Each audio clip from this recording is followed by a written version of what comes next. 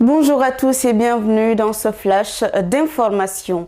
Bousculade meurtrière au stade de Zérékouré. Le président de la transition va prendre la parole dans les prochains jours pour adresser un message à la nation. L'annonce a été faite mercredi par le Premier ministre Bahouri lors d'une rencontre avec la notabilité de Zali.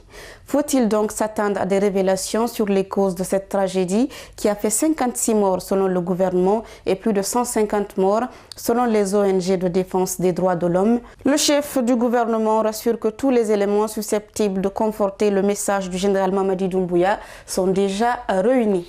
À Kamsar, dans la préfecture de Boké, 2 personnes ont perdu la vie hier dans un accident de la circulation survenu dans le district de Kamakoulou.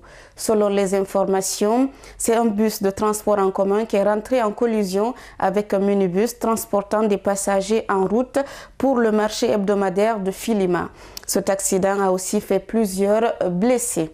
À Sigiri, 3 orpailleurs ont péri dans un éboulement survenu mercredi dans une mine d'or à Kassakassa, dans un district relevant de la sous-préfecture de Malea. Les corps des victimes ont été sortis des gravats par les secours et rendus à leurs familles pour l'inhumation. Toujours parlant de l'éboulement à Sigiri, un jeune Malien a trouvé la mort mardi dans une mine à Bouré, Boukaria, un district de la sous-préfecture de Kintinya. Son corps a été transporté au centre de santé de Kintinya pour son identification.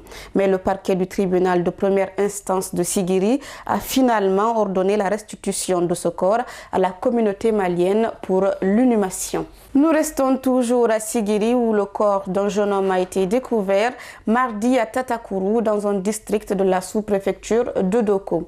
Le défunt a été identifié grâce à la carte d'identité qu'il portait sur lui. Il s'agit donc de Touadimbe Tankwano, ressortissant burkinabé. Son corps a été découvert dans un état de putréfaction très avancé, ce qui a amené les autorités à ordonner son inhumation.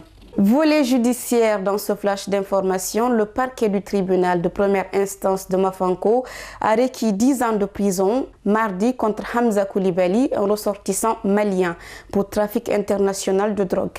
Les faits portent sur 5,6 kg de cocaïne. L'accusé a été interpellé avec cette drogue à l'aéroport international Ahmed Sékou Touré.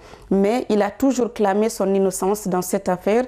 Il soutient avoir été dupé par un franco-malien du nom d'Abou Koné. Le parquet a aussi requis 1 990 918 400 francs guinéens d'amende à son encontre. Sur le continent, en République démocratique du Congo, les combats ont repris dans le sud Kivu. Ils opposent l'armée congolaise et ses alliés Wazalando au M23 et aux militaires rwandais, selon les autorités congolaises. Dans le monde, les États-Unis ont annoncé mercredi que les navires gouvernementaux pourront désormais franchir gratuitement le canal de Panama que le président Donald Trump menace de reprendre. Mais l'autorité chargée de gérer cette voie d'eau stratégique a démenti cette affirmation un peu plus tard. Voilà, mesdames et messieurs, c'est tout pour ce flash d'information. Un grand merci à vous de l'avoir suivi. Prenez soin de vous. Au revoir.